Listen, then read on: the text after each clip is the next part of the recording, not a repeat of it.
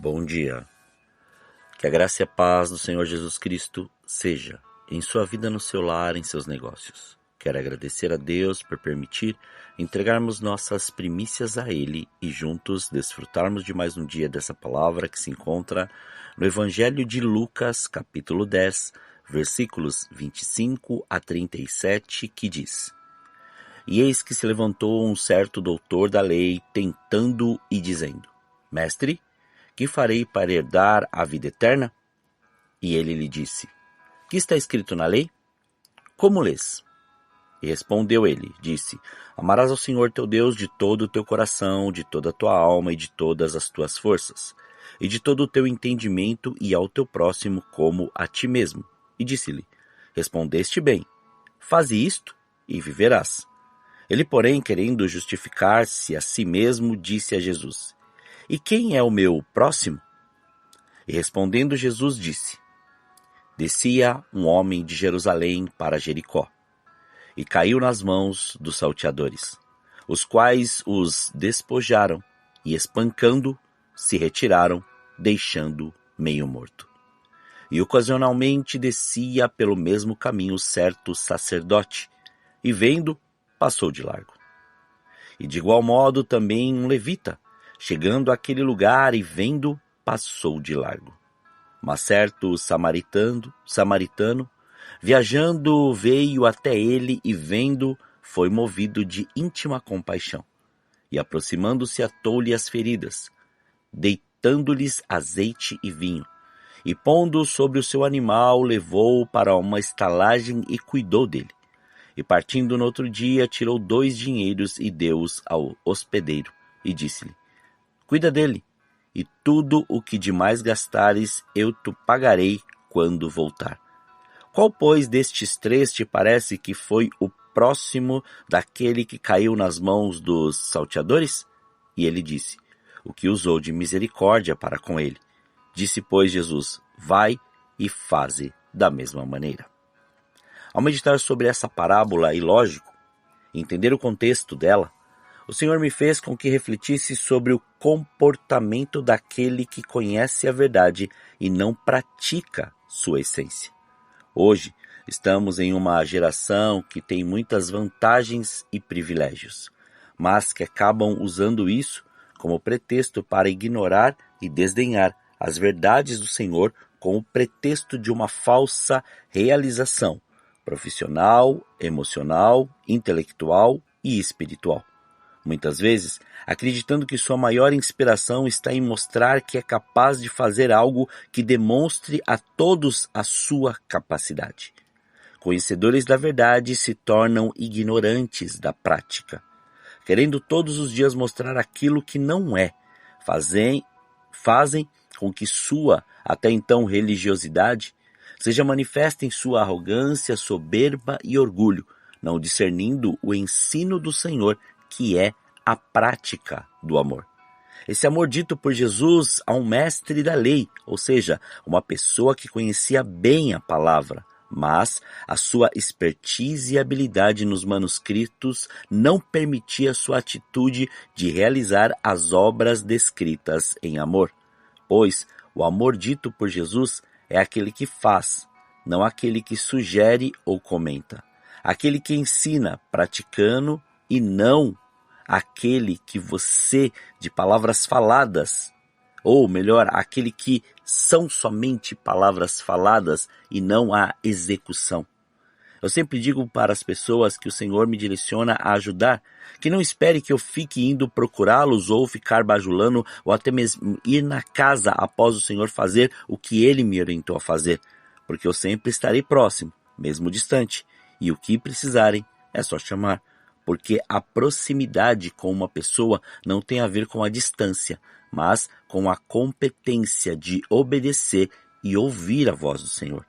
E assim como Jesus mostrou um cargo, uma posição, uma nomenclatura, uma promessa, uma afirmação pejorativa, uma vestimenta, uma sucessão ou uma condição religiosa, não revela sua atitude de amar como Cristo nos amou e nos ama.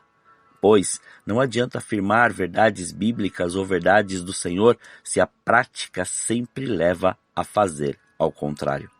Não confunda amor com dar tudo para a pessoa, pois essa ficará imatura, mimada e dependente de você.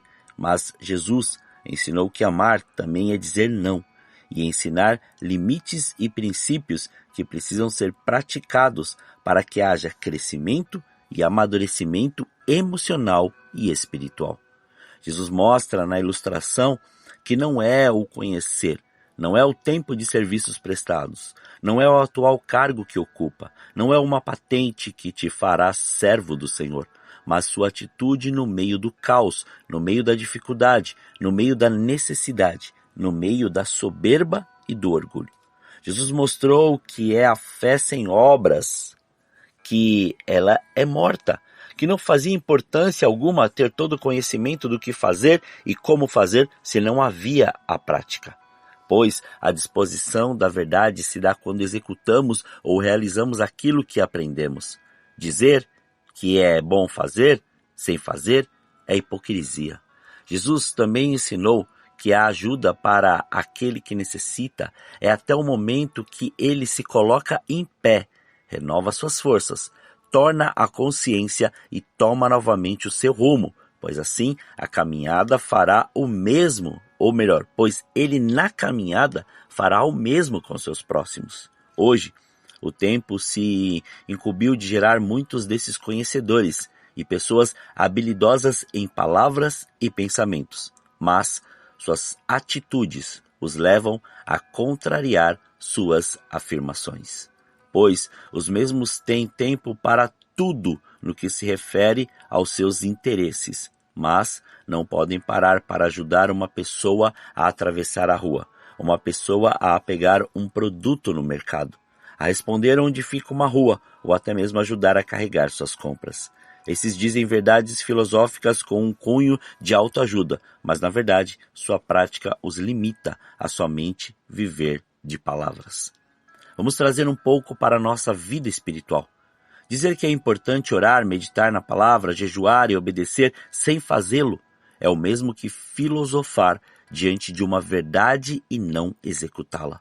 Ou até mesmo dizer que ama uma pessoa, mas quando a mesma te pede ajuda, sempre as desculpas são as mesmas. Ou não tem tempo, ou não tem condições para ajudar naquele momento. Você está compreendendo que o conhecimento tem que ser respaldado com a prática? Uma pessoa que sempre aprende... Uma coisa que eu sempre aprendi no futebol foi que a prática leva à perfeição. Ou seja, a repetição sempre levará ao aperfeiçoamento do que está fazendo. Uma vez conquistado aquilo, não esquecerá mais. Sua condição sempre apontará para o que você pratica. O Senhor te deu a oportunidade de fazer algo que vai impactar a vida de outra pessoa. Pode ser algo muito simples, como servir um café ou um copo d'água, mas como samaritano, pode ser acompanhar uma pessoa necessitada até ela se recuperar. Portanto, haja conforme aprendeu, não espere nada em troca, pois sua recompensa está no Senhor.